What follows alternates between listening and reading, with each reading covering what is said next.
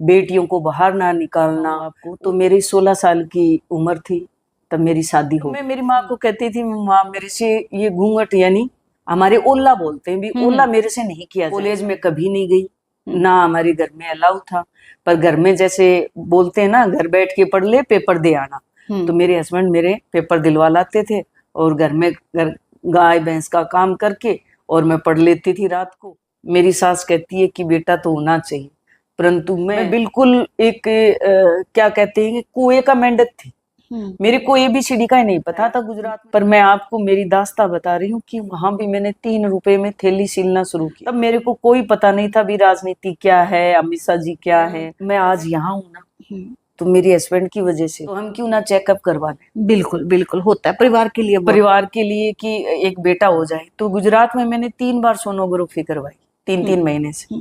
पर डॉक्टर ने ये कहा भी बेटी है। तो मम्मी का मैंने फेस देखा और सास तो मेरे पास थी नहीं। मम्मी का फेस देखा तो मुंह की तरफ देखा तो मेरे को पता चल गया भी 12 बजे गए। 12 बजे की बेटी आई। मैंने ये कहा भी मेरी सास थाली बजाएगी, उसकी तैयारी कर रही थी, आपने चूचक्का कर रहा था, ये क्या, ऐसा क्या हो गया मेरे साथ। मेरे साथ तो बहुत बड़ा। बच्ची को 2 दिन तक दूध आया ही नहीं, मैंने दूध ही नहीं पिलाया। यहाँ जाती तो सारे ये कहते थे एक बेटा तो और कर ले, एक बेटा तो और कर ले, इसका कौन है आगे, इसका कौन संभाले। सहकारिता के अंदर राजनीति भी है, बिल्कुल, इसमें पैसा भी है और इसमें नाम जा जाके महिलाओं के सेंटर खोलती थी, पैदल जा जाके। और मेरे पास कोई व्हीकल नहीं था। महिलाओं को अगर घर से बाहर निकलते हैं तो अपने ही उसके करेक्टर पे मध्यम परिवार से, और उस महिला की राजनीतिक कोई सपोर्ट नहीं थी। भारत के अंदर हरियाणा की एक विमला सिमर जो एक पहले नंबर पे थी और माननीय प्रधानमंत्री जी से सम्मानित होके आई। तो मेरे को पूरे हरियाणा तो किसान भाइयों ने विमला मुर्दाबाद, बीजेपी मुर्दाबाद, और मैं इतना वो हो गई थी कि ये तेरे साथ क्या हो रहा है। भी मैं तो हाँ, मैं डर गई थी एकदम से। और मैं ये सोचने लगी ये क्या हो रहा है। प्रशासन भी आ गया, मैडम आप क्या कर। नमस्कार जी। और आज के जो हमारे कार्यक्रम के मेहमान हैं वो है मैडम विमला सिमर। और क्या नहीं कर सकती, अगर मंजिल पे ठान ले कि मैंने करना है तो उसके लिए असंभव भी संभव है। एक पुरुष को जन्म देने वाली औरत, संघर्ष कर मेहनत से अपने बच्चों को पालने वाली औरत, जंग का मैदान फतेह करने वाली औरत, और कहीं तो क्या कहीं ताने मेहने, और इसके अलावा ससुराल की दाज की बलि भी चढ़ती है औरत। तो आज एक संघर्षमयी महिला के साथ आपकी इंट्रोडक्शन है वो करवाने जा रहे हैं। और इस संघर्ष के दौरान क्या झेला, क्या सुना, आज आप सबके साथ साझा करेंगे उस दास्तान को।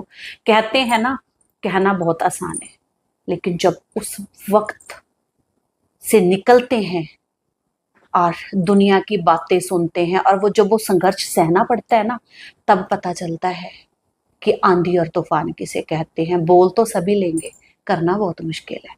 तो आज बात करते हैं मैम विमला सिमर के साथ। सबसे पहले तो आपका बहुत बहुत धन्यवाद जो आपने अपना कीमती समय हमें दिया।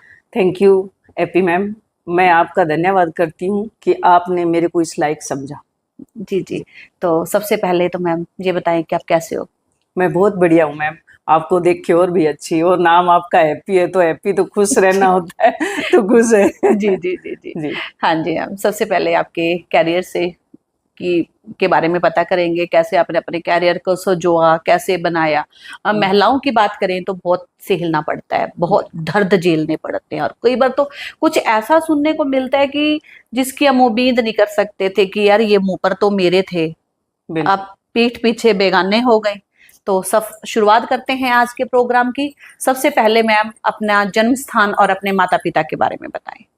मैम मेरा जन्म राजस्थान से चूरू जिले से हुआ है। जी जी। और मैं उस परिवार से हूँ जो मध्यम परिवार, मीडियम परिवार से। और मेरे मम्मी पापा बिल्कुल अनपढ़ हैं और हम 2 बहन भाई हैं, और दोनों बहन भाइयों को हमें पढ़ाने का मेरे मम्मी पापा ने बहुत संघर्ष किया। और राजस्थान का आप कल्चर पता है कि इतनी जी, जी। रूढ़िवादिता, बेटियों को बाहर ना निकालना। और मैं मेरे गांव में मैंने +2, तो मैं अकेली एक इकलौती बेटी थी, तो मैंने +2 के पेपर दिए थे। जी, और जी।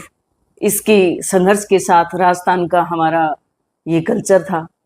उस और पिताजी मैम क्या करते हैं आपके? बिल्कुल अनपढ़ हैं, खेती का काम करते हैं। जी, जी। मम्मी पापा दोनों अनपढ़ हैं और खेती का काम करते हैं। हम 2 बहन भाई हैं। जी, जी। और उसके बाद उनके 2 बच्चे हैं। जी, जी। और चूरू हमारा डिस्ट्रिक्ट है, जो सबसे गर्म और सबसे ठंडा चूरू डिस्ट्रिक्ट है, राजस्थान का सबसे बड़ा जिला है। जी, जी, जी। तो बचपन कैसा व्यतीत हुआ जब आपने बताया कि आप राजस्थान के हो, एक मध्यम परिवार से हो, तो बचपन कैसे व्यतीत हुआ? परिवार का रहन-सहन कैसा था?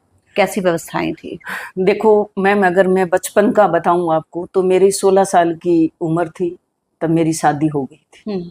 और शादी, ये नहीं पता था मेरे को भी शादी के बाद इतना संघर्ष और इतना कुछ करना पड़ेगा। क्योंकि हमारे राजस्थान में एक पर्दा प्रथा, एक एक 4 दीवारी के अंदर रहना, बेटी को बहू को बाहर कोई परमिशन नहीं थी। और जब मैं 16 साल की थी, तो आप मान सकते हो कि एक ससुराल क्या होता है और एक शादी क्या होती है, शादी के बंधन क्या होते हैं। जी, जी। ये मेरे को ABCD का ही नहीं पता था। परंतु जब एक पढ़ने के बाद अगर वहाँ राजस्थान का कल्चर देखा जाए, तो मैंने अगर +2 पास की, तो वो उस गांव के लिए बहुत बड़ा गौरव था। और मैं आपको पर्दा प्रथा की बात बताती हूँ। जब मेरी शादी हुई थी, तो मेरा ये बचपन से ये था कि मेरे से क्यों, मैं मेरी काकी, ताई, मम्मी पापा सबसे देखती थी, गांव का कल्चर देखती थी, तो सब वो घूंघट में रहती थी। तो मैं मेरी माँ को कहती थी, माँ मेरे से ये घूंघट, यानी हमारे ओला बोलते हैं भी, ओला मेरे से नहीं किया जाएगा। तो मेरी माँ एक ही बात कहती थी कि बेटा, हमारे संस्कार हैं, हमारे रीति रिवाज हैं, ये तो आपको करना पड़ेगा। फिर एक ट्रेंड था राजस्थान में कि अगर पढ़ी लिखी बच्ची हो तो उसको हमारे राजस्थानी भाषा में के मुंह उगाड़ के फेरे लेना। तो मैं एक थी, तो मेरे मम्मी पापा ने मेरे ससुराल से परमिशन ली, कभी बेटी का अगर हम फेरा दें तो अगर घूंघट ना हो तो आपको कोई दिक्कत नहीं है क्या। नहीं माने। फिर धीरे धीरे मेरी सास को समझाया, तो मेरी सास ने एक कंडीशन रखी कि वहां आपके गांव में फेरे ले सकती है खुले मुंह, पर जब भी गाड़ी में बैठेगी तब घूंघट होना चाहिए, ओला कर लेगी, ओला करना चाहिए।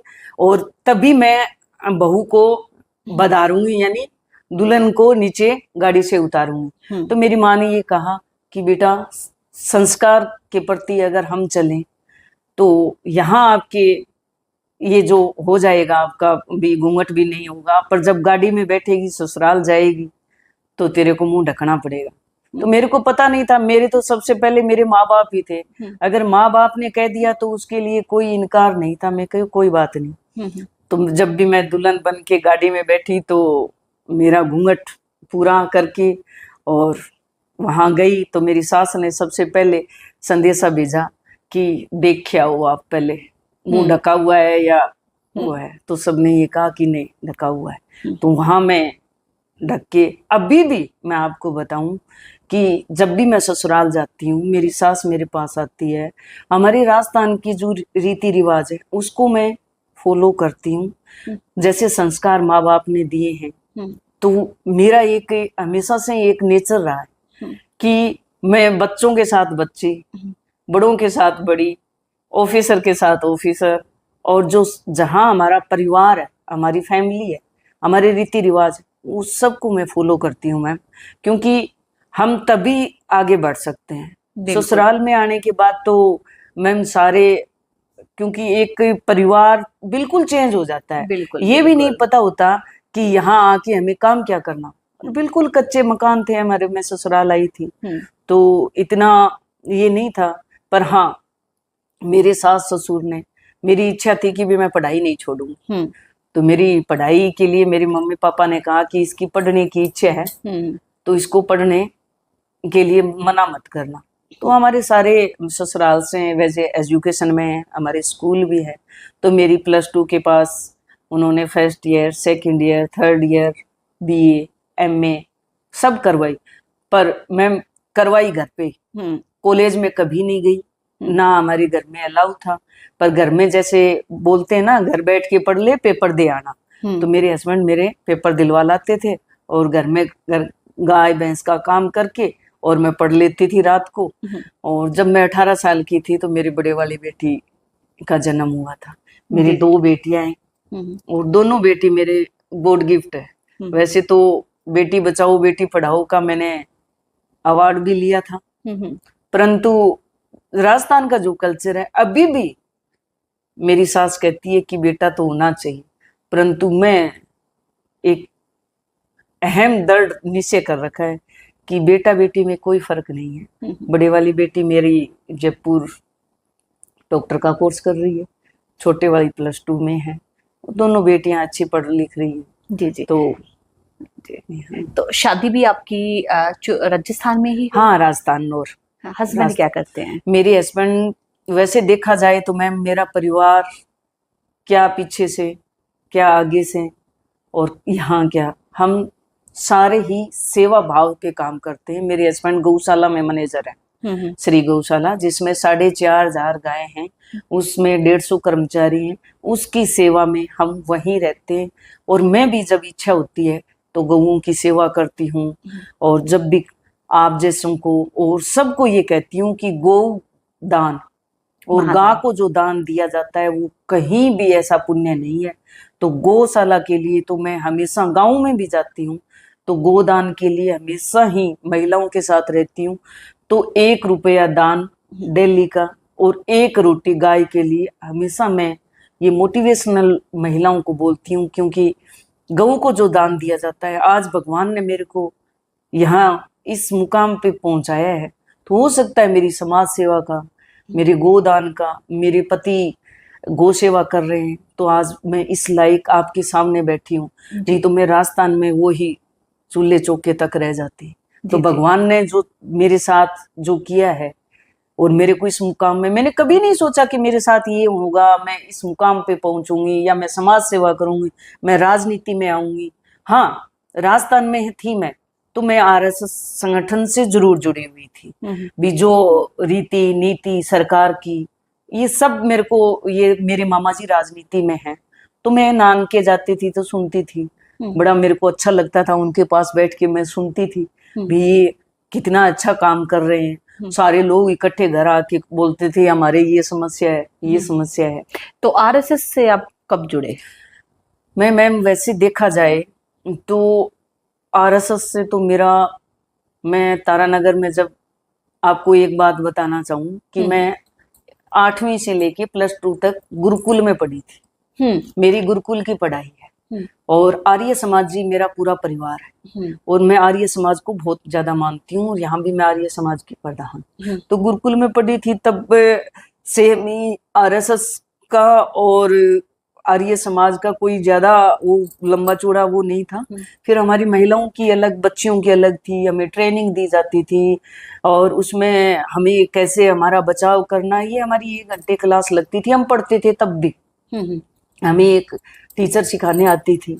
तो उससे भी मेरा, पर मेरे को जब मैं बच्ची थी मेरे को ये नहीं पता था भी संगठन आरएसएस ये, हाँ उसको संस्कारों को, रूल को फॉलो करते थे। तो वो धीरे धीरे जब मैं ससुराल आई थी तो ससुराल में मेरा बिल्कुल ही कनेक्ट नहीं रहा किसी से, ना बाहर जाने का था ना, और बस घर का काम कर लिया और बस ये था। फिर 2006 में मेरे हस्बैंड टीसीए ट्रांसपोर्ट में गुजरात पोस्टिंग हुई थी। जी। तो मैम मैं आपको बताऊं कि 2006 से लेके 2011 तक मेरा गुजरात का सफर रहा। वो सफर कैसा रहा आपका? वो गुजरात तो का, मतलब ये कह सकते हैं कि आप एक घूंघट प्रथा से बाहर निकले और गुजरात जैसे बड़े शहर में गए, फिर तो हाई फाई लाइफ होगी। नहीं मैम, वहाँ कोई हाई फाई लाइफ नहीं थी मेरी। मैं बिल्कुल एक क्या कहते हैं, कुएं का मेंढक थी। मेरे को ABCD का ही नहीं पता था गुजरात में। वैसे स्टार्टिंग में गई तो मेरे को भाषा का बड़ी दिक्कत आई थी, पर हाँ मैं ये कहती हूँ गुजरात के लोग इतने अच्छे हैं कि मैं आपको दीदी बता नहीं सकती, इतना कोऑपरेशन उन लोगों के अंदर। वो 4 दिन 5 दिन में मेरे को यूं लगा कि मैं हमेशा यहीं के रहने वाली हूँ। अच्छा। बहुत अच्छे कोऑपरेशन, वहाँ का कल्चर, वहाँ कोई भेदभाव नहीं, ये भी नहीं कि भी ये इतनी दूर से अनजान है तो हम इनके साथ ऐसे, ये बहुत अच्छा कोऑपरेशन मिला धीरे धीरे। पर हाँ, मैंने वहाँ भी क्योंकि मेरे हस्बैंड की सैलरी सिर्फ 7,000 रुपए थी और घर का खर्चा और मेरी बड़े वाली बेटी का भी स्कूल में उसको भेजना, तो खर्चे की वजह से मैम आपको क्या बताऊं कि मैंने आपको हकीकत आज मैंने कभी नहीं बताया, पर मैं आपको मेरी दास्तां बता रही हूँ कि वहां भी मैंने 3 रुपए में थैली सीलना शुरू किया था।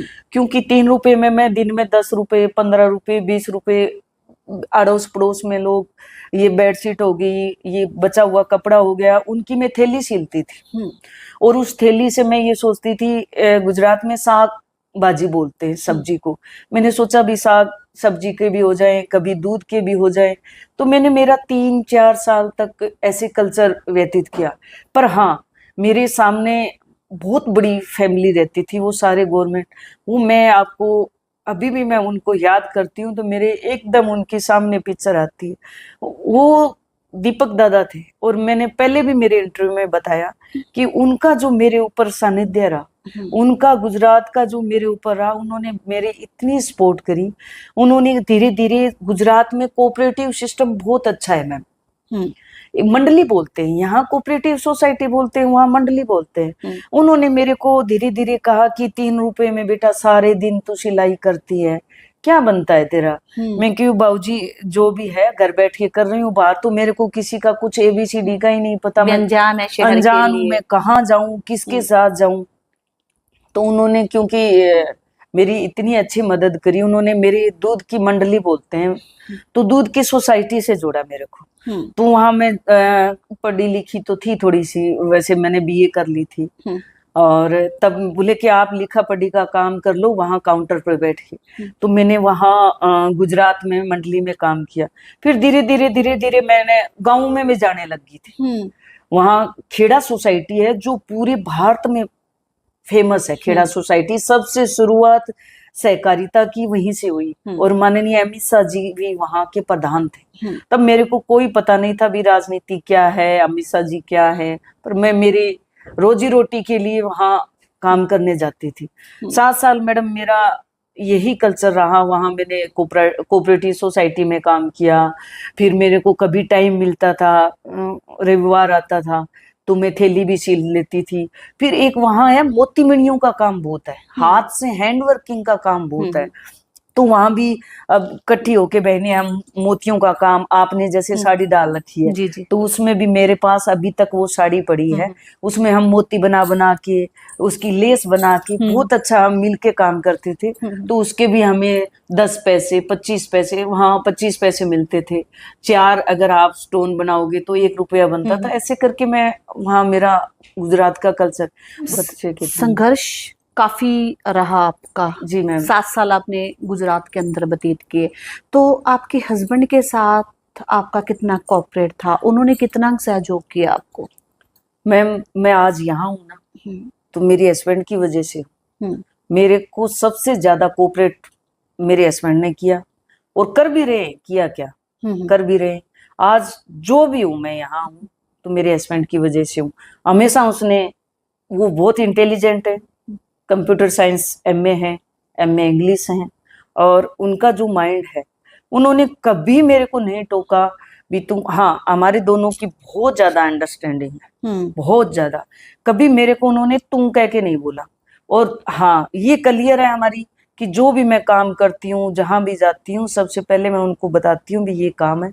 आज भी मैं आई हूँ तो आपका बता के आई हूँ। हमारे अंदर कोई ऐसा वो नहीं है कि भी मैंने बताया नहीं। कहीं भी जाऊंगी तो परमिशन लेके जाती हूँ। आज हूँ तो मैं मेरे हस्बैंड की, पहले मेरे माँ बाप थे और फिर मैं आज मेरे हस्बैंड की वजह से मैं आज यहाँ हूँ। क्योंकि घर में महिलाओं को अगर उनका पति अगर सपोर्ट करे तो वो बहुत मुकाम तक जा सकती है। जी जी। और एक और बताऊं उसके साथ आपको, और इसी के साथ मैम मैं भी एक बात यहाँ पर कहना चाहूंगी। जी मैम। कहते हैं ना, औरत किसी चीज की मोहताज नहीं होती। औरत को क्या चाहिए होता है? औरत को चाहिए होता है प्यार, प्यार, स्नेह और एक विश्वास का हाथ। और जो विश्वास का आशीर्वाद है ना, वो उनके पेरेंट्स से तो मिलता ही है। देखो, बाप तो बेटी के सिर पे हाथ रखते हैं कि बेटा मैं हूं, तो वो एक महसूस करती है कि मैं परी हूं, मैं एक राजकुमारी हूं।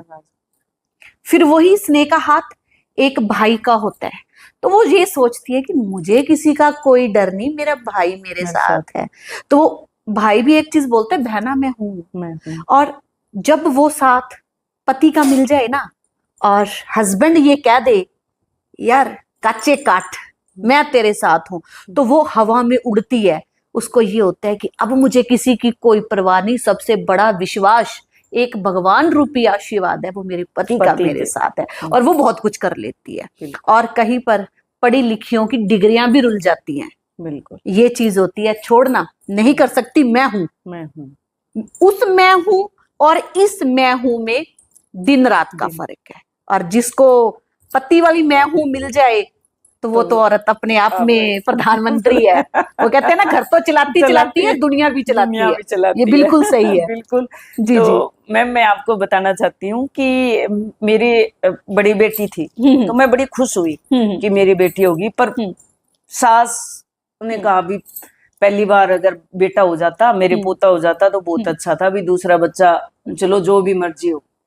तो मैं बड़ी खुश हुई। मैं कही ना, मेरे को हमेशा से शुरू से मैं ये सोच रही थी भी मेरी बेटी हो। तो मेरे एक ही मकसद था कि मैं एक ही बच्चा रखूं। पर मेरी सास ने, ससुर ने, मम्मी ने, पापा ने, सब ने कहा कि एक आंख का क्या मीचेर क्या हुआ, 2 बच्चे तो होने चाहिए, जोड़ी होनी चाहिए। तो 7 साल का गैप है मेरी बड़ी वाली बेटी और छोटे वाली बेटी का। फिर मैंने कहा भी सारे कह रहे हैं, तो मेरे पति बोले कि सबकी बात माननी पड़ेगी, ये बात तो मेरी माननी पड़ेगी। तो मैंने मेरे पति को कहा, मैं कही ठीक है, आपकी बात बिल्कुल जायज है, मैं आपकी एक्सेप्ट कर रही हूँ। अगर दूसरी बेटी आ गई, ये सब कह रहे हैं कि बेटा होगा, और अगर बेटी आ गई तो क्या होगा? बोले कोई बात नहीं, फिर क्या हो गया, है तो अपना ही बच्चा, कोई बात नहीं। तो मैं आपको वो किस्सा सुनाऊंगी तो मैं अपने आप को रोक नहीं पाऊंगी। सच में मेरी दूसरी बेटी जब मेरे गर्भ में हुई तो मैं गुजरात थी। अरे उसका जन्म भी वैसे माना जाए 9 महीने वो मेरे पेट में गुजरात ही पली थी। और वैसे ब्रॉडकास्ट में बताना नहीं चाहिए, मेरे पति ने अपने मम्मी पापा का, और मेरी भी इच्छा थी कि सब खुश रहे और सबकी मनोकामना पूर्ण हो, तो हम क्यों ना चेकअप करवा लें। बिल्कुल बिल्कुल, होता है परिवार के लिए कि एक बेटा हो जाए। तो गुजरात में मैंने 3 बार सोनोग्राफी करवाई, 3-3 महीने से, पर डॉक्टर ने ये कहा भी बेटा है। और मैं बड़ी शौक से सबको बताया भी मेरे बेटा होगा। तो मानोगी नहीं, 5.5 किलो की थी छोटे वाली बेटी, 5.5 किलो की थी। क्योंकि वहां एक तो खुशी हो गई मैम, और एक गुजरात के अंदर फ्रूट बहुत थे। और जब वहां प्रेग्नेंट महिला होती है ना, तो बहुत कुछ आसपास के पड़ोसी जो महिला है ना, खाने की पीने की, और यूं उनको ये लग जाए भी बेचारी ये बाहर से आई है, इनके पास देखो, हमारे पास इतने नहीं थे पैसे। तो उन्होंने मेरी 9 महीने उस बेटी की इतनी सेवा करी, मेरी सेवा करी। तो वो 5.5 किलो की थी। जब मेरी बेटी का जन्म हुआ तब मेरे को वहां मेरी केयर करने वाला नहीं था, तो मैं मेरी मम्मी के पास आ गई थी। जब मेरी बेटी का जन्म हुआ तो डॉक्टर ने सभी मेरे मम्मी पापा ने, जैसे हमारे बेटा होता है तो छुचक बोलते मायके की तरफ से, तो मेरी मम्मी ने कचौड़ा, थाली, गोदड़ी जितने थे वो सारा प्री प्लान कर रखा था, अभी छुचक करना है मैंने बेटी का, सारा प्री प्लान धरा। तो अब बेटी जब आई तो डॉक्टर ने पूछा कि भी आगे कितने बच्चे हैं? तो उनका एक बेटी है। तो मम्मी का मैंने फेस देखा, और सास तो मेरे पास थी नहीं, मम्मी का फेस देखा तो मुंह की तरफ देखा, तो मेरे को पता चल गया भी 12 बज गए, बेटी आई है। तो मेरी माँ ने कहा कि रोना नहीं है। वो मेरे को तो मम्मी पता चल गया बेटी आई है। तो मैं उस टाइम इतनी दुखी हुई कि मेरी बेटी क्यों हुई। भी मैं कैसे मुंह दिखाऊंगी। और परिवार में किसी ने एक्सेप्ट नहीं किया कि भी दोबारा बेटी होगी। मेरे पति गुजरात थे, मेरे को घर ले आए, तो छोटे वाली बेटी को ये नहीं, वो तो 1-2 घंटे पहले था। तो मेरी मम्मी बोली कि बेटा कोई बात नहीं, मैंने ये कहा भी मेरी सास थाली बजाएगी, उसकी तैयारी कर रही थी, आपने चूचक्का कर रहा था, ये क्या, ऐसा क्या हो गया मेरे साथ तो बहुत बड़ा वो विश्वास। तो आप मानोगे नहीं, मेरी क्या बताऊं, मैंने उस बच्ची को 2 दिन तक दूध आया ही नहीं, मैंने दूध ही नहीं पिलाया कि भी मैं क्या, मेरा मम्मी का, पापा का, सास का, ससुर का, क्योंकि हमारी बेटियां का बहुत बेटियां हैं। 4 तो मेरी ननद के हैं, 4 मेरे जेठ के हैं, 7 मेरी बुआ जी सास है। मान ली बेटों की बहुत कमी थी। फिर उसके बावजूद फिर मेरे पति ने मेरे को ये हौसला दिया कि रोने की जरूरत नहीं है। अपनी मम्मी को समझाया, मेरी मम्मी को समझाया कि मेरा है बच्चा, मेरी बेटी है, और मेरी बेटी मेरी है, कोई बात नहीं, दो हो गई तो क्या हो गई। पर मैंने रोते हुए ये कहा कि मैं आगे और बच्चा नहीं करूंगी, बस एक ही शर्त पे। तब बोले कोई बात नहीं, जैसे तू कहेगी वैसे। तो आज मैं उस पति को कैसे भूल जाऊं। उनके बाद कभी मेरे को इन्होंने ये नहीं कहा, मेरे पति ने कभी नहीं कहा कि हमें तीसरा बच्चा करना है। हाँ, फैमिली में जाते हैं तो अभी तक बोलते हैं कि अभी कौन सी बुढ़ी हो गई, तो भी बेटा एक तो होना चाहिए। सास ने कहा मेरे बेटे का नाम गुम गया, भी बेटे का नाम घुमा दिया तूने, भी 2 बच्चे तो जिद कर रखी है, तो पढ़ लिख ली तो वो हो गई, ये हो गई। सास ने नाराजगी भी जाहिर की, पर मेरे पति ने कहा कि नहीं। हाँ, होता है मैम, जैसे आप राजस्थान से हो, और अगर पहले की, अब तो चलो आज के समय में तो ये चीज नहीं है, मतलब 5-7% अभी भी है कि बेटा होना चाहिए, बेटा होना। लेकिन जो उस समय का समय था, उस समय ये था कि हाँ, घर का वारिस है ना, तो बेटा होना चाहिए, और बेटियां हैं वो कज जाएंगी, भी एक बेटा है वो होना अभी चाहिए। भी मैं जाती हूँ तो मेरे को झकझोर कर देती है महिलाएं। अभी भी हरियाणा के अंदर भी, यहाँ से हाँ, यहाँ भी है, यहाँ भी है, क्योंकि मैं सब महिलाओं से सब पूछती हैं, बेटा बच्चे कितने हैं, मुँह 2 बेटियां है माता, कहे तेरे बेटों को नहीं। मैं कहूँ ना, कहे नहीं बेटा, एक बेटा तो होना चाहिए, वैसे कौन इन बच्चियों को संभालेगा, तुम्हारी सेवा कौन करेगा। मैं कहूँ लेकिन एक बात है मैम, यहाँ पर बेटियां चांद पर पहुंच गई हैं, और अब जंग ऐलान हुआ है, तभी वो बेटी थी जिसने मिशन को कंप्लीट किया था। लेकिन मैं आपको बताऊं, कई बार ना ये हमारे साथ होता है, जैसे पूछते हैं ना कि हैप्पी कितने बच्चे हैं, तो मैं बोल दूं कि मेरे 3 बेटे हैं, तो बोलेंगे वाह बड़ी किस्मत वाली है भाई, तो तेरे 3 छोरे हैं। कई बार मैं सोचती हूँ भी किस्मत वाली तो हूँ, क्योंकि जूत तीनों से पड़नी है। बेटी माँ का दुख मिटाती है। बिल्कुल। आज मेरी मम्मी का फोन आ जाता है कई बारी, और अगर रिश्तेदारी में भी किसी मामी का फोन आ जाए, बुआ का फोन आ जाए, तो एक मिनट दिल से कल्पती है कि यार मैं जाऊं, मैं करूं। और पापा का फोन लेते हैं कि बीमार हो गए, भाई का कुछ भी है, तो अंदर से दिल हिलता है। लेकिन वो प्यार ना, देखो बच्चे सारे प्यार होते हैं, लड़के भी प्यारे होते हैं, लेकिन जो लड़की अपने माँ बाप का करती है ना, वो बेटे नहीं करते। और मुझे कई बार हैरानी होती है, काफी बार हैरानी होती है कि हैप्पी तो बड़ी किस्मत वाली है, तेने 3 छोरे हैं। लेकिन मुझे पता होता है मैम, उस समय ना मैं रो रही होती हूँ, क्योंकि भगवान ने मुझे एक बेटी दे के ले। हम भी तो बेटियां हैं। हम भी तो बेटी हैं। बिल्कुल। अगर आज मेरे मम्मी पापा दुखी हैं, तो मैं कहती हूँ कि मम्मी तुम यहाँ आ जाओ, और मुझे तो कोई कहने वाला ही नहीं है, तो फिर मैं कहाँ सुखी हूँ। लेकिन इस सोच को नहीं बदल सकते। नहीं, सोच को, ये रूढ़िवादिता है, ये नहीं बदल सकते हम। बिल्कुल। और हम कहीं न कहीं संस्कारों में पले हुए हैं, तो मैं मानती हूँ भी हाँ, भगवान जोड़ी बना के रखे, एक बेटा दे दे, एक बेटी दे दे, तो अच्छी बात है। अब रक्षाबंधन आता है तो बड़ा दुख होता है, आपस में दोनों बहनें बांधती हैं, तो मैं महसूस करती हूँ कि अगर इसकी जगह अगर भाई होता तो दोनों कितने खुश होते थे। पर कई चीजें, मैम बेटा ऐसी बात नहीं है, लेकिन मैं कहूंगी आप किस्मत वाले हो, आपकी बेटियां हैं। तो मैं किस्मत वाली ऐसे हूँ कि मेरी सास ने ये कहा कि मेरे कई बार, मैम मैं आपको मेरे में ये कमी है या मेरे में खूबी है, मेरे को कोई बोल देता है ना, वो बात मेरे पिंच कर जाती है। होता है, मेरे उस बात से नुकसान होता है, मैं मानती हूँ, मेरे को बहुत नुकसान होता है, पर जो बात मेरे पिंच होती है ना, उस बात को मैं वहां तक पहुंचाती हूँ कि जहां वो उसने कभी सोचा भी नहीं। बिल्कुल, और बिल्कुल। परमात्मा से मैं ये सोचती हूँ कि ये परमात्मा, मैंने किसी का बुरा नहीं किया, पर जो मेरी ये तमन्ना है, मेरे को, मैं किसी से पूछ के काम नहीं करती, हाँ मेरे हस्बैंड से पूछती हूँ, पर मेरे को वो रास्ता दिखाना आप, ताकि इस बात का जवाब मेरे परमात्मा या मैं और या मेरे पति। बिल्कुल, बिल्कुल। और मैं आपको उदाहरण देती हूँ, कभी मैंने सोचा भी नहीं था कि मेरे 2 बेटियां हैं, मेरी बेटियों, मेरी सास ने ये कहा कि मेरे बेटे का नाम गंवा दिया। मैंने मेरी सास को ये कहा कि आपको ना तो आपके बेटे का नाम गंवाऊंगी, ना आपकी पोतियों का नाम गंवाऊंगी, और ना मेरा नाम गंवाऊंगी। तो भगवान की दया से मैंने दोनों बेटियों के नाम, मैं मैडम आपको थोड़ा सा इसको विस्तार से बताती हूँ।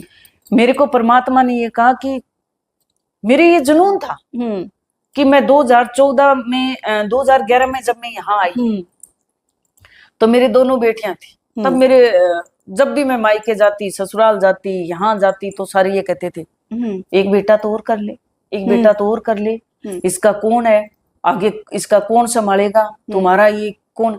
मैं कहूँ हम तो फकीर है, हमें कोई लेना देना नहीं है, हमारी कहावत है कि हमें पोतों को धन नहीं करना, हमारी जिंदगी हमें जीने दो, कोई बात नहीं, बेटियों का नाम है तो बेटी जानेगी।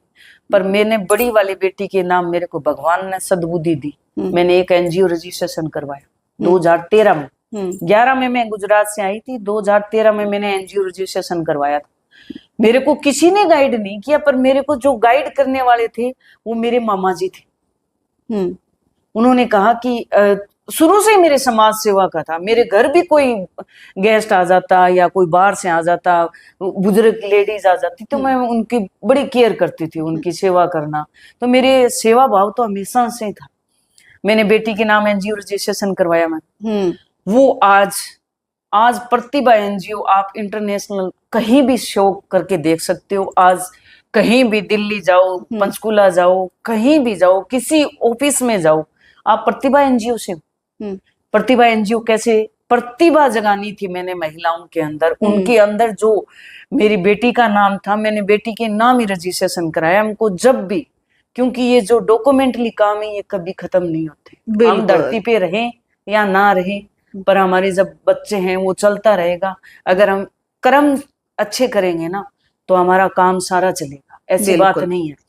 उसके बाद जब एनजीओ चलाया तो एनजीओ में आप जैसों का सहयोग, प्रशासन का सहयोग, राजनीति का सहयोग, कैसे भी मानो, मेरे को सहयोग तो वैसे देखा जाए, आप अच्छे कर्म करोगे ना तो भगवान सद्बुद्धि जरूर देगा, एपी आपको भी देगा। आपसे भी मेरी मुलाकात हुई तो एकदम से ही आया कि मैं मैडम का पॉडकास्ट लूं। जी जी जी।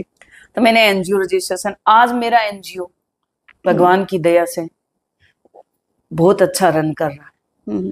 फिर दूसरी बेटी आ गई। अब जब मैं गुजरात रह के आई, मैं गुजरात को इतना मिस करती हूँ कि गुजरात, आज मैं यहाँ हूँ मैडम, आज इस मुकाम पे हूँ, मैं गुजरात की रूल रेगुलेशन और गुजरात की संस्कारों से आज यहाँ हूँ।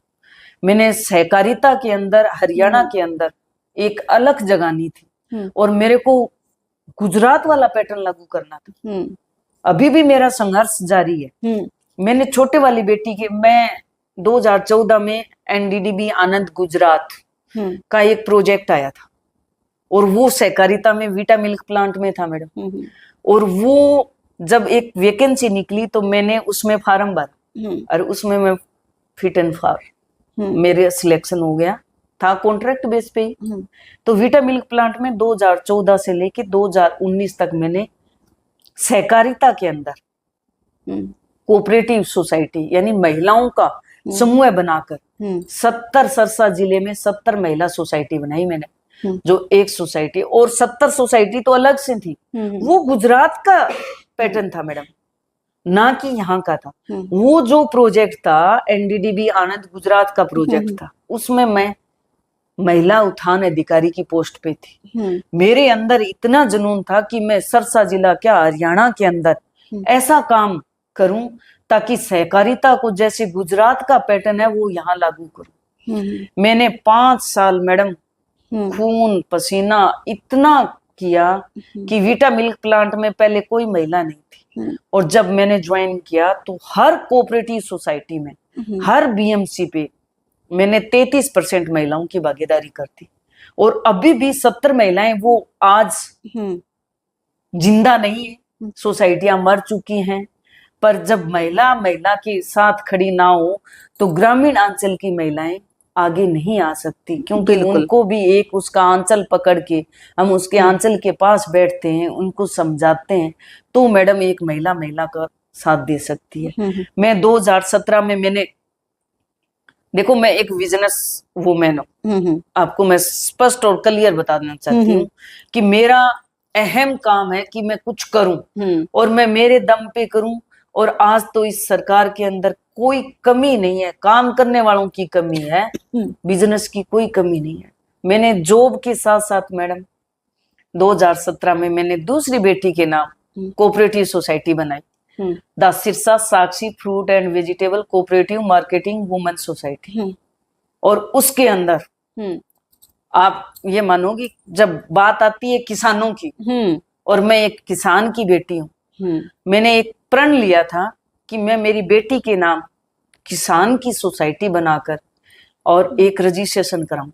2000 जॉब के साथ साथ मैंने रजिस्ट्रेशन करवाया, और आज मैं उस सोसाइटी को, रानिया मेरा ऑफिस है, मेरे पास इफको, क्रिफको, हैफर्ड और सफर जी सरकार की एजेंसी है। मैं इफको की मेंबर हूँ, मैं क्रिफको में भी हूँ। मेरा हर जगह, मेरा सहकारिता में ऐसा जुनून है कि मैं कोऑपरेटिव सिस्टम को इतना खड़ा कर दूं, और महिलाओं को 33% उन कोऑपरेटिव एक महिला सहकारिता ऐसी चीज है मैम कि आज हरियाणा के अंदर मैं एक ऐसी महिला हूं जो पीछे माननीय नायब सैनी जी ने मेरी कोऑपरेटिव महिला सोसाइटी को सम्मान दिया था। एक हरियाणा में मेरी सोसाइटी है जो काम कर रही है सहकारिता में, और एक सहकारिता के ऊपर मेरे को एक, अगर मैं, मेरे अंदर अगर जुनून रहा तो मैं एक सहकारिता की अलग जगाना चाहती हूँ हरियाणा के अंदर, कि महिलाएं एक सहकारिता के साथ, समूह के साथ जुड़े। क्योंकि एक ये मैडम कहने की बात है, इस सहकारिता के अंदर राजनीति भी है, बिल्कुल, इसमें पैसा भी है, और इसमें नाम भी है। आपके सामने हूं मैं, भले कोई नहीं जानता होगा, पर कोऑपरेटिव की सहकारिता के बारे में मेरे को कहीं भी खड़ा करके मैं कोऑपरेटिव के सिद्धांत, कोऑपरेटिव के रूल रेगुलेशन आप मैं ऐसे बता सकती हूँ, क्योंकि मेरे को कोई पढ़ने लिखने का इसमें नहीं है, मेरे टिप्स पे है। और मैं चाहती हूँ कि सहकारिता के अंदर क्रिफको, इफको और हैफर्ड, हमारे हरियाणा का इतना बड़ा सिस्टम है। अगर हम महिलाओं को, जैसे बोलते हैं ना, माननीय प्रधानमंत्री जी कहते हैं आत्मनिर्भर भारत, लोकल फॉर वोकल, महिलाओं को हम ग्रामीण अंचल से जोड़ के ये एक कोऑपरेटिव सोसाइटी ही काम कर सकती है, अदर बिजनेस कोई नहीं कर सकता। क्योंकि सहकारिता मिल्क सोसाइटियां हैं, मिल्क सोसाइटियां मैडम सुबह शाम हमें घर पे चाहिए, दूध हमें सुबह शाम चाहिए, और पेट से जुड़ी हुई चीज कभी नहीं फैल हो सकती जिंदगी मतलब में। आप ये कह सकते हैं कि आप लोग बिजनेस में पढ़ते हैं लेकिन आप कड़े हुए हो, बिल्कुल बिल्कुल, अपने उस कार्य को लेकर, और रोजी रोटी मान लो, आप नाम मान लो या काम मान लो, मैं खुले मन से आपके सामने शेयर कर रही हूँ। और मैं बहनों को भी महीने में 25 दिन में ग्रामीण अंचल में रहती हूँ, और आज मैं बताऊं आपको, 13,500 बहनें मेरे साथ काम कर रही ग्रामीण अंचल में। और self help group, GLG group, MSME, Ujjwala योजना, लाडो योजना, सरकार की जितनी भी सोच मुक्त भारत, 2012 के अंदर हमारे ख्यालिया जी थे डीसी साहब, हम रात को सोच मुक्त, जैसे 2014 में मोदी जी आए थे ना, तो शौचालय बनवाए थे, तो हमने महिलाओं को, लोगों को कहा भी तुम्हारी सोच बदलो, सोच बदलने के साथ हम आगे बढ़ेंगे। मैंने संघर्ष, मेरा मेहनत के साथ आपके सामने मैं बताऊंगी तो पूरी रात निकल जाएगी, क्योंकि मेरे पास इतना है। मैंने कोई किसी के कोई पढ़ के कोई वो नहीं बताना, मैंने जो मेरे धरातल में किया है। धरातल पे काम किया है। नेसडेला है, जो खोपड़ा है, झोपड़ा है, 2 नेसडेला है, यहाँ सारे वेद वाला है, सिकंदरपुर है। मैडम मैं पैदल जा जाके महिलाओं के सेंटर खोलती थी, पैदल जा जाके, और मेरे पास कोई व्हीकल नहीं था। जी जी कोई भी, मैं पैदल जाती थी, पैदल आती थी। और वहां जैसे ब्यूटिशियन का है, कंप्यूटर का है, सिलाई का है, जो भी महिलाएं काम करती हैं। अब तुम मैडम, सरकार जब ये भाजपा सरकार आई है ना, तब तो महिलाओं का इतना कुछ सुधार हुआ है, और अभी भी बाकी है। मैं ये नहीं कहती पूर्ण रूप से हो गया है, अभी बहुत कुछ। मैं तो ये कहती हूँ सच्चाई के साथ मैं काम करना चाहती हूँ। अभी तो ग्रामीण अंचल का यूं 20 से 30% ही मैम काम हुआ है, बाकी 70% बहनें काम करना चाहती हैं, वो साथ जुड़ना चाहती हैं, पर उनको प्लेटफॉर्म चाहिए काम अवसर करने ढूंढ के रहे लिए। हैं।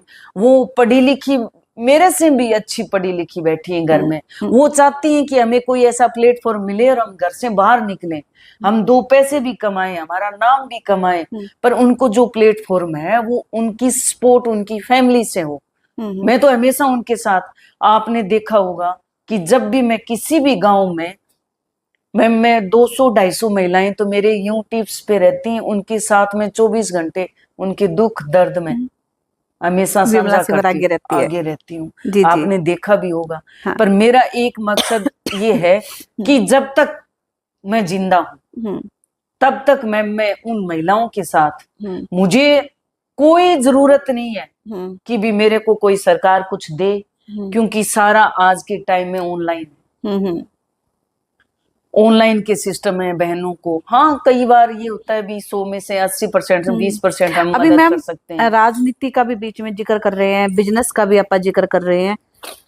महिलाएं अगर राजनीति में आती हैं तो उन्हें किन किन मुसीबतों का सामना करना पड़ता है, और महिलाओं के लिए राजनीति कितनी की जरूरी है? मैम बहुत आपने टफ क्वेश्चन किया है। महिलाओं के लिए जब घर से निकलती है ना, घर में प्रवेश करती है ना महिलाएं, तब से ही ये कठिनाइयां शुरू हो जाती है। बिल्कुल। जब एक माँ बच्चे को जन्म देती है, वो पीड़ा एक जब सहन करती है, मैं तो ये कहती हूँ उतनी ही पीड़ा एक महिला को अपना घर संभालना, अपनी समाज सेवा, अपनी राजनीति, अपना समाज, अपना परिवार, अपने बच्चे, अपने पति को ये देख के अगर बहन राजनीति में आती है महिला, तो उसके लिए मैं तो ये कहती हूँ कि एक वो दूसरे बच्चे को जन्म देने वाली। बिल्कुल बिल्कुल। इतना स्ट्रगल, उसकी इज्जत सबसे पहले हमारा, मैं क्या बताऊं कि महिलाओं को अगर घर से बाहर निकलते हैं तो अपने उसके करेक्टर पे लाछन लगाते हैं। हाँ, ये चीज देखी गई है कि जब आदमी किसी कार्य पे निकलता है, कोई नया काम शुरू करता है, तो ये होता है कि यार फलाने ने बहुत अच्छा काम कर लिया, बहुत ऊपर तक जाएगा, अरे भाई बड़ा मेहनती है, ऐसे है, ये है, वो है। लेकिन जब औरत अपने कार्य पर निकलती है ना, और वो थोड़ा सा ढंग से साड़ी का पल्लू भी सेट कर ले, तो एक तौर जरूर होती है, हाँ हाँ आज तक किथे, मतलब आज घर से सवाल शुरू हो जाते हैं, और घर से वो सवाल शुरू हो जाते हैं। बिल्कुल। और कहीं ना कहीं 2 औरतें ही बात करेंगी। मैं आपको क्या बताऊं कि कहना नहीं चाहिए, औरत ही औरत का दुश्मन सबसे बड़ी दुश्मन है। बिल्कुल। और मैं महिलाओं को, मेरी बहनों को कहती हूँ कि हमारे अंदर ये 16 श्रृंगार होते हैं महिलाओं के, ये 17वां श्रृंगार है एक दूसरे को नीचा दिखाना, एक दूसरे की चुगली करना, एक दूसरे की काट पास करना, और उससे खुद का काम ना हो पर वो बड़े मिनिस्टर के पास या नेता के पास जरूर जाएगी, अरे आप विमला, वो तो ऐसी है, वो ऐसी है, वो ऐसे कर रही है। मुझे आज तक ना ऐसा शब्द का समझ में नहीं आया, अभी ऐसे का मतलब क्या होता है? ऐसे का मतलब क्या होता है? हाँ, अभी तक ये समझ में नहीं आया। पर हैप्पी या तो खुद को पता होता है, या परमात्मा को, या मेरे या आपके, या जो कहने वाले के पति को पता होता है। बिल्कुल। पति से ज्यादा पत्नी को कोई नहीं जानता, कोई नहीं भाप सकता। मैं तो भगवान भी एक बार वो बिजी होते हैं, भगवान भी सबको टाइम देते हैं, पर पति अपनी पत्नी को 24 घंटे टाइम साथ रहता है, और एक बार नजर से पता चल जाता है भी हाँ ये क्या है। तो हम पतियों के साथ रहते हैं, तो हमारे जब इस मुकाम पे आते हैं तो क्या पतियों को पता नहीं होता? बिल्कुल। और दूसरे को, अब बुरा मत मानना, आपको हक है दूसरे को कहने का कि विमला तो ऐसी है, वो फलानी ऐसी है। अरे क्या देखा उनका? और जब मैं हैप्पी डरती नहीं किसी से, मैं एक उस घर में मैंने जन्म लिया है, मेरे बाप बाप ने ये कहा भी गलत बेटा कभी किसी का गलत नजर गलत उलामा मत ले आना, ये मेरे पति ने कहा है, आप कहीं भी वेरीफाई कर लेना। मैं किसी के साथ बैठ जाऊं, बैठना कोई गुनाह नहीं है, कोई गुनाह नहीं है, वो भी हमारा भाई है, वो भी हमारे पति का भाई है, क्या गुनाह हो गया?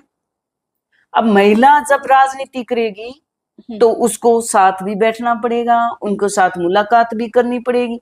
पर हाँ, दुर्भाग्य है कि हम जो मीडियम साइज की जो महिलाएं राजनीति में आ रही है, सबसे मैं क्या बताऊं, महाभारत है, महाभारत है। जो हाई लेवल पे चले गए उनका तो देखो कोई नाम लेता नहीं। जब हमारी जैसे ऊपर आते हैं, और भी बहनें मेरे साथ वो भी आने चाहती है, मैं तो खुला है मैदान, पर अपनी हारने की हिम्मत रखो, नीयत अपनी नीयत और नीयत आपकी साफ होगी ना, तो कोई दुनिया की ताकत नहीं है पी किसी के कोई बोल दे। ये तो देखो राम सीता कोई नहीं बख्शा, तो विमला और हैप्पी कौन है? बिल्कुल बिल्कुल, कौन है हैप्पी और कौन है विमला? पर आप अपने कर्म और अपना पथ और अपना गोल मत छोड़िए। जो बाढ़ में जाए, जो कोई बोले बोलने दो। मैं आपके सामने बैठी हूँ, मेरे बारे में भी लोग बोलते हैं, अच्छा मैं आपके सामने बुराई करूंगी, जी जी, अगर समझदार आदमी, अगर वो अच्छा नेता है और अगर अच्छा वो बुद्धिजीवी है, मैं आपकी चुगली करूंगी, 2 मिनट में समझाएगा।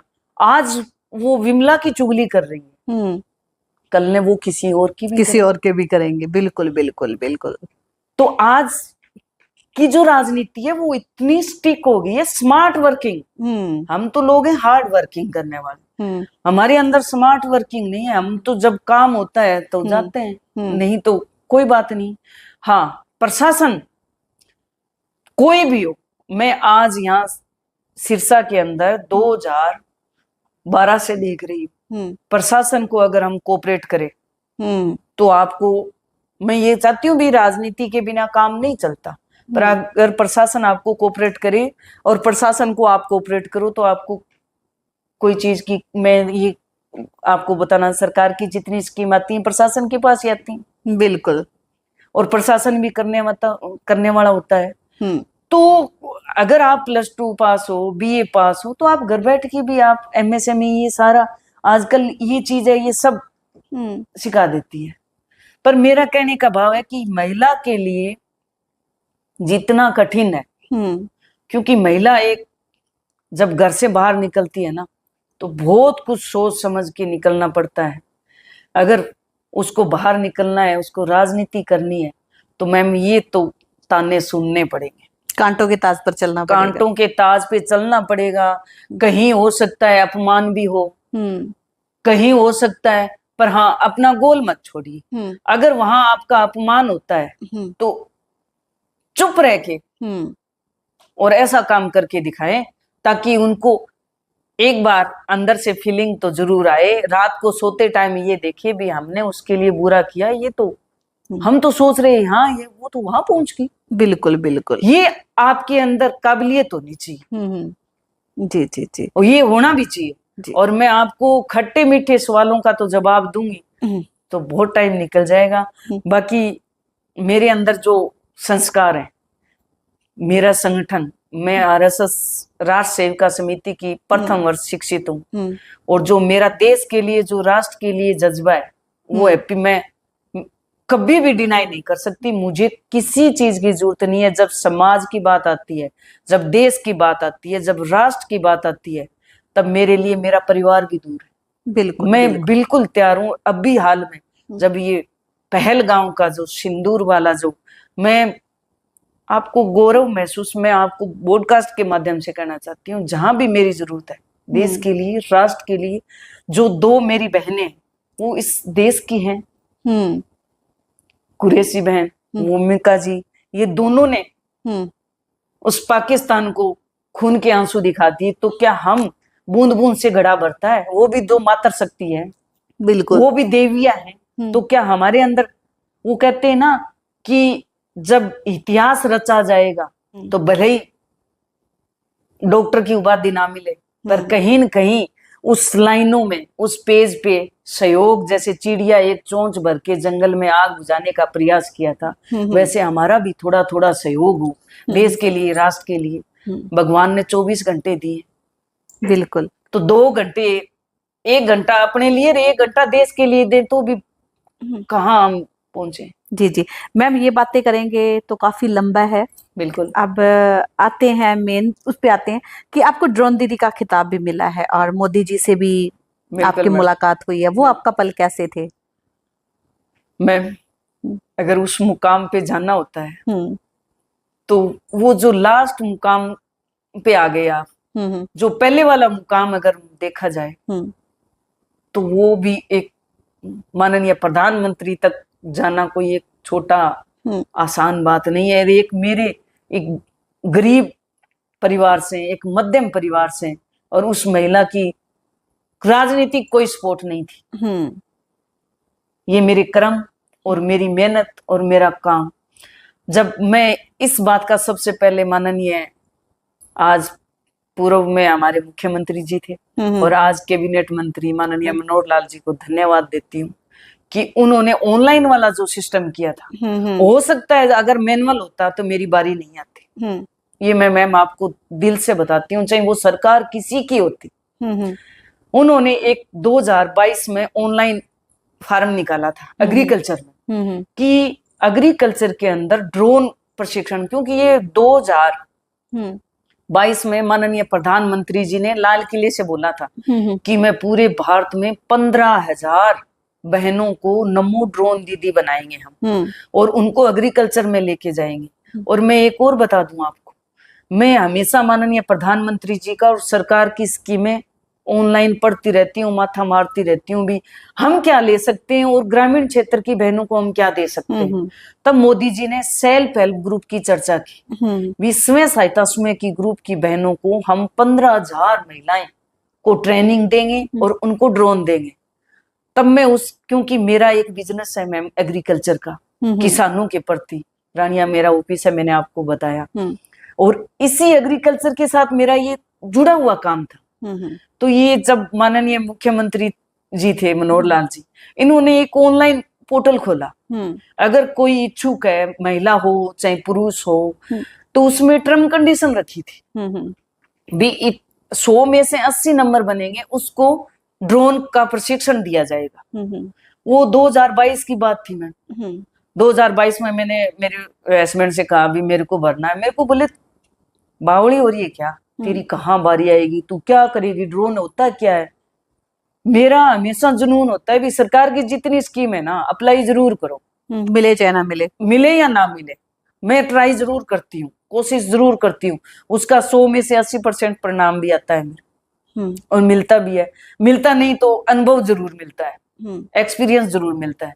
मैंने मैम ऑनलाइन किया, मेरे जो वो मनोहर लाल जी ने, सरकार ने टर्म कंडीशन लगाई थी, तो 100 में से 80 नंबर बन गए मेरे, और मैं 1 नंबर पे आ गई। और हरियाणा की मैं पहली महिला थी, और यहाँ एग्रीकल्चर डीएलसी ऑफिस से बुलाया मेरे को कि मैम आपकी ट्रेनिंग आई हुई है और आपको करनाल जाना है। क्योंकि करनाल जाना है, कहा आप ड्रोन का प्रशिक्षण लेके आओगे। मेरी इतनी खुशी हुई, मैं क्यों देखें तो मेरे को ट्रेनिंग का कोई वो नहीं था कि तेरे को ट्रेनिंग लेनी है।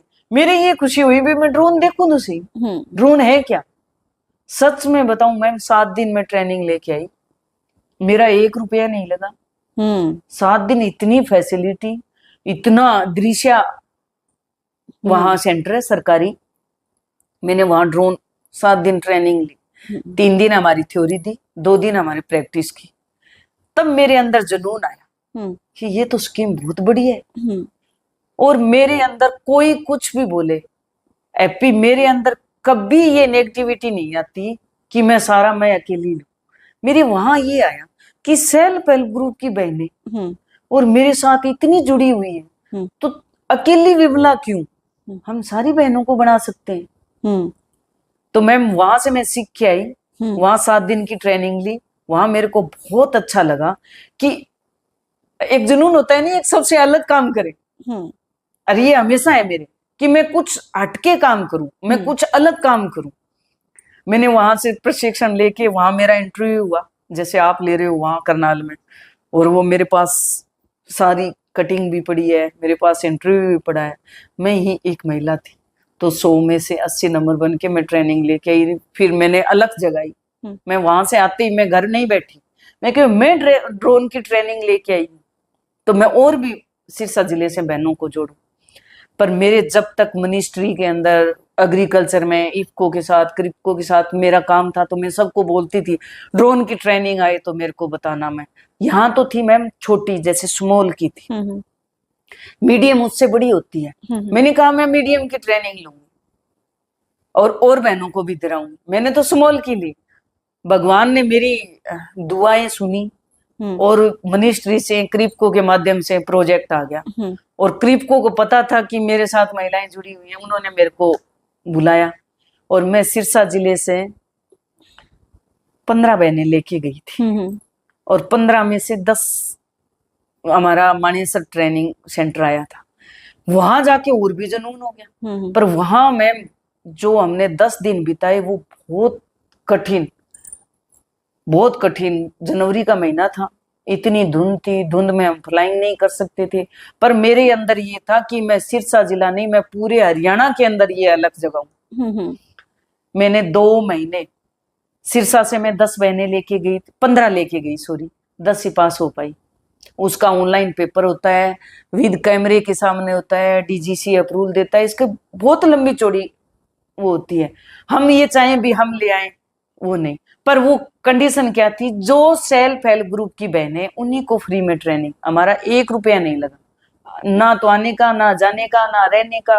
ये सरकार का मैं मोदी जी को धन्यवाद देती हूँ और हमारी हरियाणा सरकार को भी धन्यवाद देती हूँ कि हम वहां तक पहुंचे। उसके बाद देश के गौरवमयी प्रधानमंत्री जी से आपकी मुलाकात हुई, तो वो पल कैसे थे? मैम वो पल तो मेरे जिंदगी की सबसे बड़ी खुशी थी कि मैं एक छोटे से परिवार से जाके, जब मेरे पास मैसेज आता है कि आपको माननीय प्रधानमंत्री जी सम्मानित करेंगे, और 3 दिन मेरे को न्यू दिल्ली पूसा में रखा था, और पूरे भारत के अंदर हरियाणा की एक विमला सिंवर जो एक पहले नंबर पे थी और माननीय प्रधानमंत्री जी से सम्मानित होके आई, तो मेरे को पूरे हरियाणा के अंदर आज नमो ड्रोन दीदी के नाम से जानते हैं। और मैं माननीय प्रधानमंत्री जी को सम्मानित होते हुए मेरे को खुशी के आंसू झलक पड़े कि मेरे को आज यहाँ मोदी जी के सामने बैठने का और खिताब जीतने का अवसर मिल रहा है। ये कहीं न कहीं मेरी मेहनत और प्रशासन का सहयोग रहा मैम। और मैं तहे दिल से धन्यवाद करती हूँ प्रधानमंत्री जी का, अमित शाह जी का, मनोहर लाल जी का और नायब सैनी जी का, कि आज वैसे तो मैं हर जगह सम्मानित हो चुकी हूँ, बेटी बचाओ बेटी पढ़ाओ, और नमो ड्रोन दीदी तो ऑल इंडिया लेवल पे 1 नंबर पे थी, हरियाणा की पहली महिला विमला सिंवर। तो ये आपके सामने है, सोशल मीडिया पे है, और इससे बड़ा मेरे को और खुशी का गौरव क्या होगा, क्योंकि मैंने कभी सपने में भी नहीं सोचा था कि आज प्रधानमंत्री जी मेरे को सम्मानित करेंगे। हाँ, मैं मोदी जी की फैन, उसमें कोई शक नहीं है। जी जी जी जी। आपने बताया कि आपने फर्श से लेकर अष्ट तक का सफर है वो आपने आंकड़ों में तय किया है। बिल्कुल, जमीन से आप जुड़े हो, ग्राउंड टच है आपका। और इसके दौरान बीजेपी सरकार ने ही सब कुछ दिया, बिल्कुल आरएसएस ने दिया, बिल्कुल। और उसी के बीच में एक आंदोलन आया था, किसान आंदोलन आया था मैम, जो आज हिस्ट्री, इतिहास बन चुका है आंदोलन। बिल्कुल। उस समय में आपको किन किन कठिनाइयों का सामना करना पड़ा, क्योंकि आप तो बीजेपी के संगठनों के साथ जुड़े थे, आपके कार्यक्रम भी चलते थे, उन दौरान काफी जोरों शोरों पे थे, तो वो एक्सपीरियंस आपका कैसा रहा आंदोलन का? मैम वैसे बोलना चाहिए नहीं चाहिए कि उस टाइम मैं ये थी जो मैं डरती नहीं थी, और किसान हमारे ही किसान है, और किसानों कोई ऐसे ये थोड़ा ये कि हमारे वो कोई बेचारे फांसी, वो उनकी हक की थी, वो मांग रहे थे, कोई बात नहीं। पर किसान आंदोलन में मैं एक दिन घर नहीं रही। मैंने हर गांव में जाके, तभी मैंने कहा ना प्रोग्राम चल रहे थे बिल्कुल आपके। बिल्कुल जी, चल जी। रहे थे। गांव में जाके मेरे पास भारत सरकार का एक प्रोजेक्ट था, माननीय प्रधानमंत्री जी का ड्रीम था मेरे एनजीओ पे, जल जीवन मिशन, हर घर नल और नल के द्वारा जल। एसी और वो पीक टाइम था, उस टाइम किसान आंदोलन और उस टाइम मेरे पास प्रोजेक्ट। और उस प्रोजेक्ट में क्या था, महिलाओं के, क्योंकि पानी से संबंधित काम महिलाएं करती हैं। बिल्कुल। और आज हम उस चीज से जूझ रहे।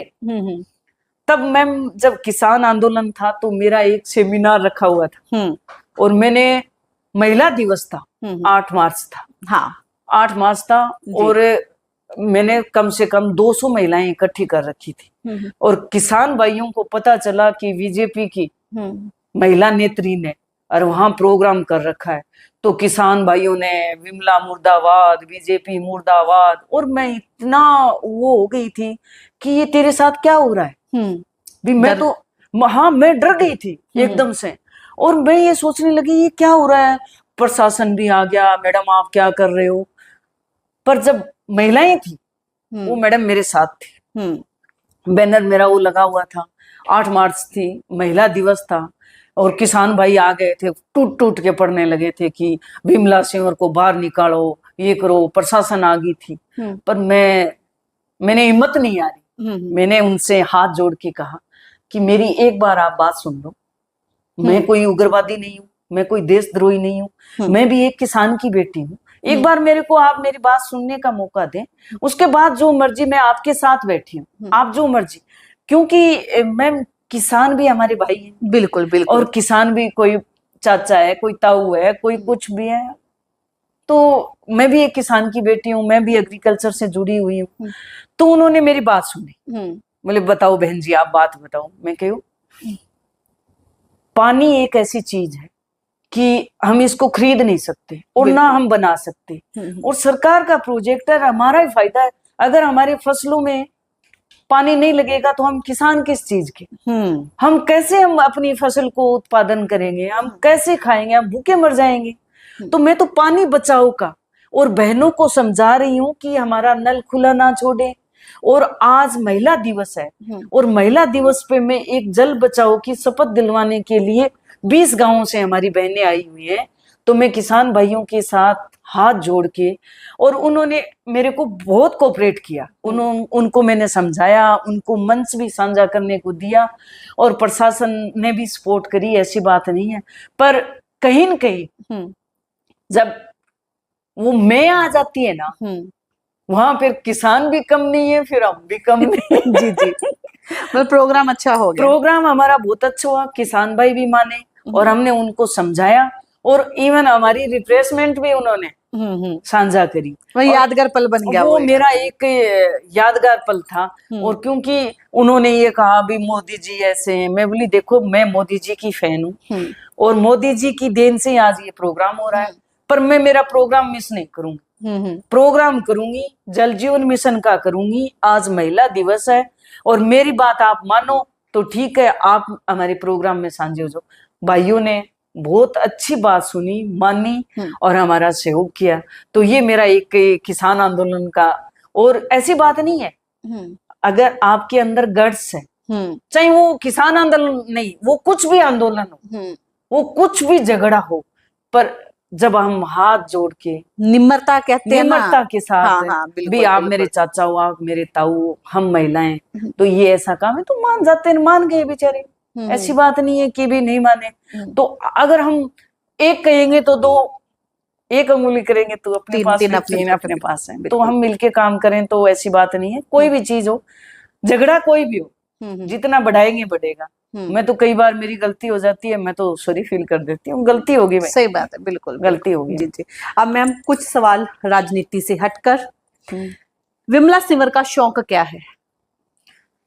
मैम मेरा शौक, मेरे परिवार में सात्विक खाना और समाज की सेवा करना, राष्ट्र की सेवा करना, देश की सेवा, और जो ग्रामीण अंचल की जो बहनें, मेरा एक शौक ये है कि मैं 24 घंटे मेरा जितना समय बचता है मैं उनको दूं, ये मेरा शौक है कि हर उसके चूल्हे चौके तक उसके सुख दुख के साथ मैं उसके साथ खड़ी रहूं। मेरे को कोई ऐसा नहीं कि भी ये अमीर है ये गरीब है, सबसे पहले अंतिम पंक्ति में जो बहन बैठी है ना उसके पास मेरा जाने का।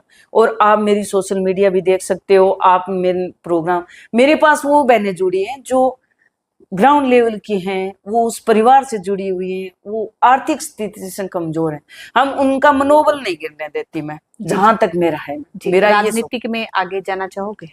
बिल्कुल, अगर मौका मिलता है। अब मैं माननीय प्रधानमंत्री जी को धन्यवाद देती हूँ कि हमारा ये समाज सेवा और ये जो 33% आरक्षण मिला है, हाँ। तो जब अगर खुले मन से हम कह रहे हैं, जब राजनीति में आ ही गए, हम संगठन से जुड़ भी गए, तो जब हमारे को कोई ऐसा, कोई सरकार ने या हमारे संगठन ने कोई ऐसा चाहा, तो नो डाउट क्या हो गया, 33% अगर महिलाओं की भागीदारी होगी, मांग के तो हम कुछ लेते नहीं, हम तो समाज सेवी हैं, राष्ट्र के लिए, देश के लिए, हम तो वो फौजी हैं।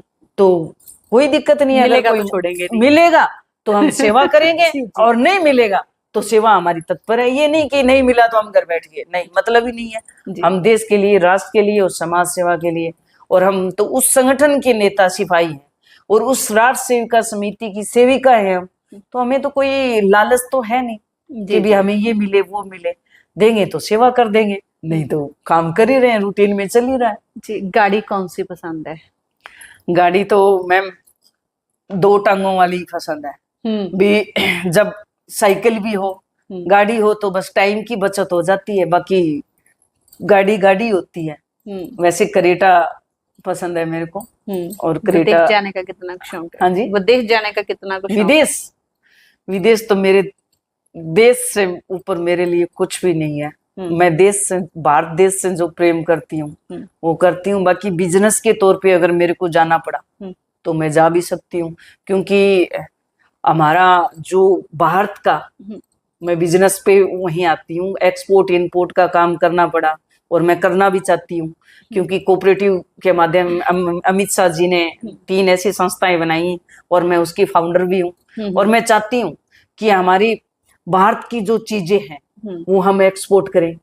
तो अगर बाहर जाना पड़ा बिजनेस के तौर पे, ये नहीं घूमने के लिए, एंजॉय करने के लिए, काम के प्रति अगर जाना पड़ा तो 100% जाऊंगी और जाऊंगी, ऐसी बात नहीं है कि जाऊंगी। हाँ। हमारे चैनल से बातचीत कर कैसा लगा? बहुत अच्छा लगा मैम, और आपका भी मैं धन्यवाद करती हूँ कि आपने मेरे को इस प्लेटफॉर्म पे लाके सारी बातें आपके साथ शेयर करने का बड़ा अच्छा मौका मिला। और मेरे को बहुत दिल से, जैसे आपका नाम है ना वैसे ही अच्छा लगा। हम तो खुश हूँ, और आपके माध्यम से भी, और आपके पूरे चैनल जो मीडिया साथी है ना, मीडिया एक ऐसा चैनल है, जी जी जी, वो मुर्दे को भी जिंदा कर सकता है। बिल्कुल बिल्कुल बिल्कुल। और आप ही ऐसे लोगों जो सच्चाई, हमारे जैसी बहनों की आप ग्राउंड लेवल की जो रिपोर्ट है ऊपर तक पहुंचा सकते हो। हम तो एक हार्ड वर्किंग और आंचल से जुड़े हुए हैं, तो काम कर सकते हैं, मेहनत कर सकते हैं। बाकी तो आपका आजकल का युवा जो ये है डिजिटल इंडिया, ये कहीं का कहीं बना सकता है मैम। जी जी जी जी। ये थे हमारे साथ मैम विमला सिमर भाई। अगर शॉर्ट शब्दों में कहे ना तो यह मोदी के कट्टर भगत है। और अगर ऑफर भी मैडम को दे दिया है कि विदेश घूमे आओ, तो एक ही बात बोली है कि ना, मैं तो मेरा बिजनेस करने जाऊंगी। और ये होती है लगन। और लगन के साथ जब आस्था जुड़ी हो ना, तो इंसान बहुत कुछ कर सकता है। और अगर एक महिला की बात करूं ना, और मैं उन कुछ मर्दों को और कुछ औरतों को भी एक नसीहत देना चाहूंगी कि टिप्पणी करनी बंद कीजिए जनाब, टिप्पणी करनी बंद कर दीजिए जनाब। जरूरी नहीं है कि आप सबको एक मत नजरिए से देखें। सुनोगे ना तो समझोगे कि सिंगला क्या बोल गई है। हर औरत में हफ्सीपन ना ढूंढो, मंजिलें बहुत हैं, रास्ते मुश्किल हैं, मंजिलें बहुत हैं, रास्ते मुश्किल हैं। अगर आदर सम्मान से देखोगे ना तो सभी में बहन नजर आएगी। और मुझे लगता है कि इन बातों का कहीं ना कहीं गहरा असर है, वो होगा। लेकिन जिंदगी की यह कड़वी सच्चाई है कि अगर औरत इतनी पीड़ा से निकलकर एक बच्चे को जन्म दे सकती है ना, तो एक दुनिया को सजो भी सकती है। अगर ज्यादा दुख हो ना, तो दुनिया का विनाश भी कर सकती है। मिलेंगे अगले गेस्ट के साथ अगले प्रोग्राम के, तब तक के लिए धन्यवाद।